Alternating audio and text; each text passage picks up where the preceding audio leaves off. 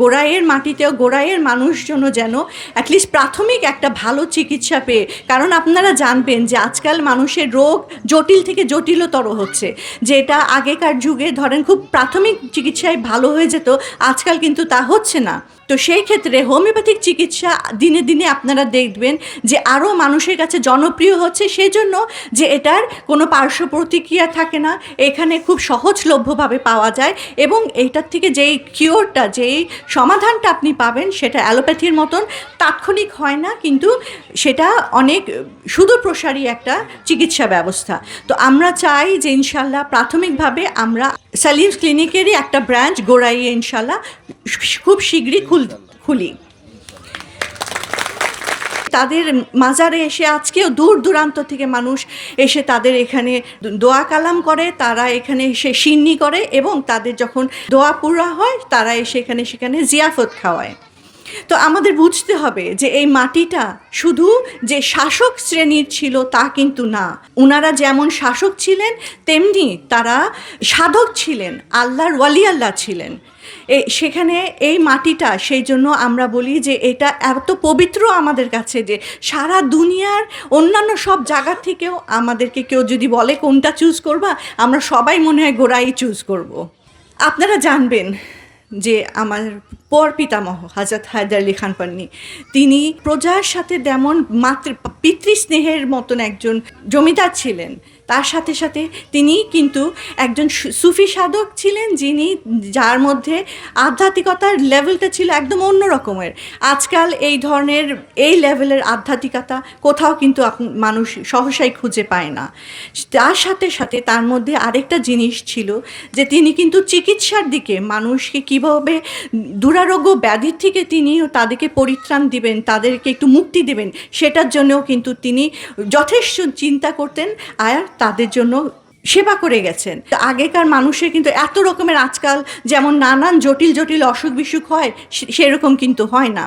কিন্তু আমার পরপিতামহ তিনি তখনই এই যে মানুষের স্বাস্থ্য যে কত ইম্পর্টেন্ট, মানুষের যে অসুখ বিসুখ হলে যে তাদের কীরকমভাবে কাতরায় তারা, সেটা উপলব্ধি করেই আমার বাবাকে হোমিওপ্যাথিক চিকিৎসার দিকে উদ্বুদ্ধ করেছিলেন।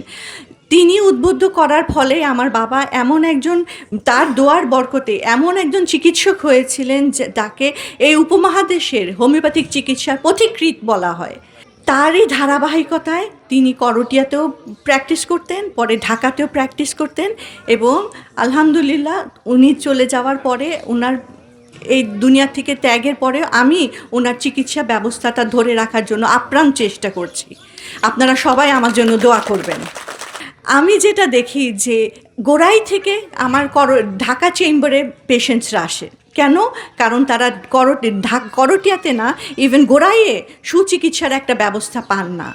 তো তখন থেকে আমার মনে মনে মানে ইচ্ছা জাগতো যে আমরা যদি গোড়াইয়ে ছোট্ট করে একটা বাবার নামের, বাবার যে সালিমস ক্লিনিক, ওইটারই একটা স্যাটেলাইট ক্লিনিক এখানে দেই, ইনশাল্লাহ এখানকার মানুষজনকে আমরা নিজেদের তরফ থেকে যতটুখানি আগে সেবা দিতে পারি আমরা দেখি, তারপরে তাদেরকে হসপিটাল যা লাগে সেই দিকে আগানো যায়। কিন্তু প্রাথমিকভাবে একটা চিকিৎসা কেন্দ্র যেটা সালিমস ক্লিনিক হিসেবেই বাংলাদেশে অন্য জায়গায় আমাদের যেই স্যাটেলাইট ক্লিনিক্স আছে ওগুলো সালিমস ক্লিনিক হিসেবেই পরিচিত। আমার বাবা আজ থেকে 53 বছর আগে যেই চেম্বারটা করেছিলেন সেটারই এখনও ধারাবাহিকতা বাংলাদেশের অনেক জায়গায় এখনও চলছে, ঢাকা সহ। সেটার আমরা করটিয়াতেও ছোট একটা ব্রাঞ্চ করেছি, এবং ইনশাল্লাহ আমি চাই যে খুব শীঘ্রই এখানেও গোড়াইয়ের মাটিতেও গোড়াইয়ের মানুষজন যেন অ্যাটলিস্ট প্রাথমিক একটা ভালো চিকিৎসা পেয়ে, কারণ আপনারা জানবেন যে আজকাল মানুষের রোগ জটিল থেকে জটিলতর হচ্ছে, যেটা আগেকার যুগে ধরেন খুব প্রাথমিক চিকিৎসায় ভালো হয়ে যেত, আজকাল কিন্তু তা হচ্ছে না। তো সেই ক্ষেত্রে হোমিওপ্যাথিক চিকিৎসা দিনে দিনে আপনারা দেখবেন যে আরও মানুষের কাছে জনপ্রিয় হচ্ছে, সেজন্য যে এটার কোনো পার্শ্ব প্রতিক্রিয়া থাকে না, এখানে খুব সহজলভ্যভাবে পাওয়া যায়, এবং এইটার থেকে যেই কিওরটা, যেই সমাধানটা আপনি পাবেন সেটা অ্যালোপ্যাথির মতন তাৎক্ষণিক হয় না, কিন্তু সেটা অনেক সুদূরপ্রসারী একটা চিকিৎসা ব্যবস্থা। তো আমরা চাই যে ইনশাল্লাহ প্রাথমিকভাবে আমরা সালিমস ক্লিনিকেরই একটা ব্রাঞ্চ গোড়াইয়ে ইনশাল্লাহ খুব শীঘ্রই খুলি। আপনাদের সবাইয়ের অনেক অনেক সুস্বাস্থ্য কামনা করছি, আপনাদের সবার দীর্ঘায়ু কামনা করছি এবং কামনা করছি এই যে আমাদের দেশটা যেন এমন সুন্দর একটা পরিবেশ আমরা গড়তে পারি যেখানে মানুষের সুখ শান্তি এবং অনাবিল একটা আনন্দের মধ্যে পারস্পরিক ভ্রাতৃত্ব বন্ধন এবং নেইবারদের সাথে যেমন আমাদের থাকা দরকার, আমাদের সেরকম একটা ভ্রাতৃত্বের বন্ধনে যেন আমরা পুরো সমাজটাকে নিয়ে আসতে পারি। কারণ আমরা জানি যে আল্লাহ রাসূল বলেছেন যে তোমার প্রতিবেশীর, তুমি কত ভালো প্রতিবেশীর প্রতি, সেটা তোমার ইমানের একটা অঙ্গ। আল্লাহ রাসূল বলেছেন এই কথা যে যার প্রতিবেশী না খেয়ে ঘুমায় সে নিজেও মুমিন দাবি করতে পারে না। আমরা যেন সেই নিজেদেরকে যদি মুমিন দাবি করতে চাই, আমরা যেন সেই আমাদের প্রতিবেশী যারা, কোরআনের সব মানুষই আমাদের প্রতিবেশী।